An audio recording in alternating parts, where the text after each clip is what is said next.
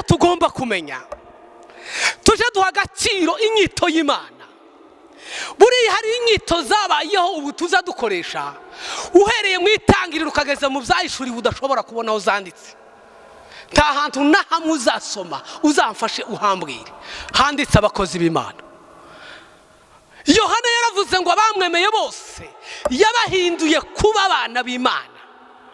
Rero ngo tumare guhindurwa bisa naho abantu bagira complexe, iryo zina bararinanirwa riraremera bararitinya, hanyuma baje gushaka ibyapfa byaryo. Ibyapfa byo kuba abana b'Imana nibo tuzatwita ngo abakozi b'Imana. Ririya zina ni ibyapfa by'Imana yaduhaye. Ni nayo mpamvu n'inyigisho dufite muri iki gihe abantu benshi bari mu kwigisha abantu ngo nibakore bahembwe n'Imana. Kora Imana izaguha ibi, kora uzabona imodoka. Umukozi w'Imana yarahembwe, reka hembwe ni umukozi. Ariko twigishije abantu ko ari abana b'Imana, nta masezerano y'umuntu n'abana yo kubahemba. Nimukura abantu ku masezerano y'ibihembo, mubumvise ko ari abana. Abana bahembwa niyo batakoze kandi bakora niyo batahembwe. Ariko impamvu inyigisho z'ubu ziha abantu imbaraga ruko mubabwira ngo ibihembo n'ingororano nuko mwamaze kubumvisa ko ari abakozi.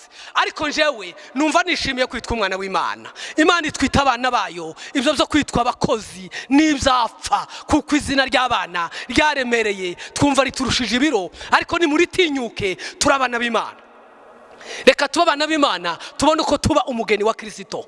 Umugeni wa Kristo ntiyoshaka umukozi. Umwana wawe mu rugo ntiyoshaka umukozi wawe. Umwana wawe mu rugo umukozi niyo yoba ari mwiza hari agaciro gakiriritse agira. Umwana wawe ntiwomurangira umukozi. Kristo ntazoshaka abakozi, ahubwo azashaka mu rugo rw'Imana, ashaka abana b'Imana. Imana ibaha umugisha, tubyakire duhindura inyigisho n'imyumvire kuko igihe turimo turi hafi kumva impanda. Imana ibaha umugisha. Amen.